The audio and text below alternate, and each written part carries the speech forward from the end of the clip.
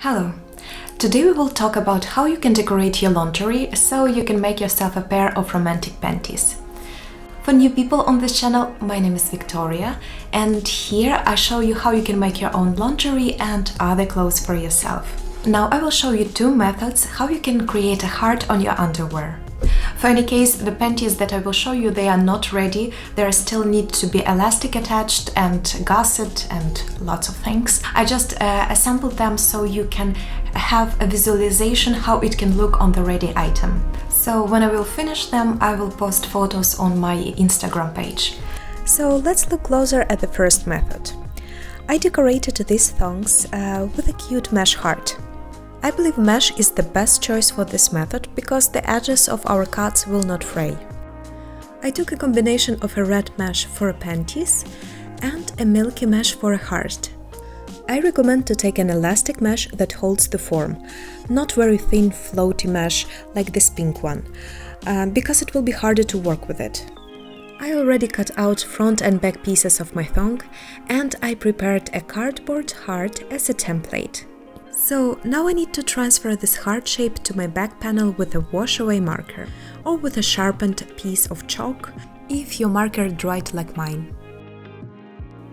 After I marked my heart, I need to take a small piece of another mesh, and it would be good if you will have a piece of wash away stabilizer. It will help to make an accurate zigzag stitch, but it is not necessary. Here I was testing this heart without any stabilizer and with a piece of tracking paper under a zigzag stitch. Here you can see from the right the zigzag without stabilizer. It pulls fabric a little bit, and with a piece of paper it's just perfect. But it is hard to remove this paper afterwards. And wash away stabilizer is just a cool thing. It simply dissolves in water after your work is done. So I positioned a piece of mesh right side to the wrong side of the panties piece, and then I covered it with a stabilizer and pinned everything together. I will use 1/3 zigzag stitch. I start to stitch my zigzag at the bottom corner. Here you do not need to make a back stitch at the beginning. Then I go all the way through with a zigzag. You can stop and lift up the presser foot, but keep the needle inside. And slightly rotate on the needle to catch your curve line. At the upper corner, we leave a needle inside the fabric, rotate and keep going. In the end, we make a back stitch. Here, quite an accurate heart. Now we need to cut the rest of the mesh close to the zigzag from the wrong side and to cut out the heart from the right side. Be careful not to damage the layer under. Here accuracy is more important than with a zigzag.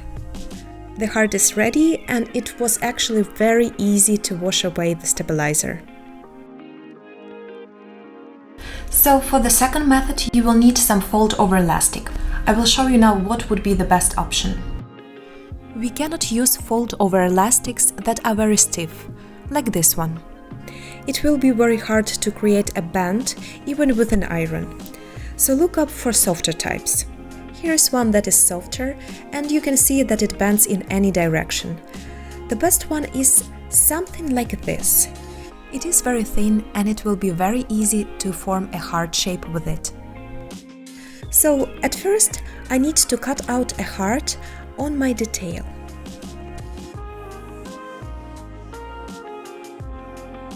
After it's done, I need to pin my fold-over elastic starting from the top edge of my heart.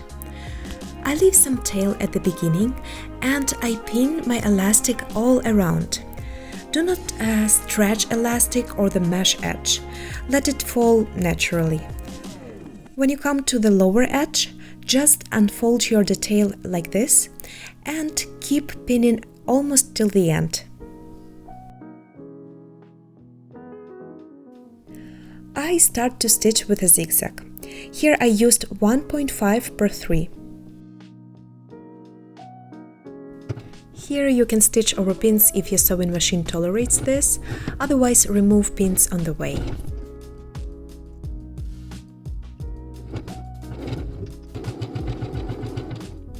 Here at this point, I trim the elastic excess at the beginning. And while my needle positioned in the fabric, I pin elastic to the rest of my edge.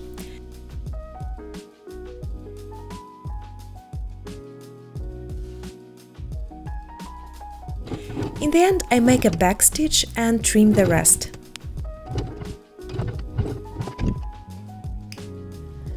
To protect the upper cut from fraying, you can use a lighter and slightly melt the edge. Or you can use a special liquid that made specially to prevent from fraying.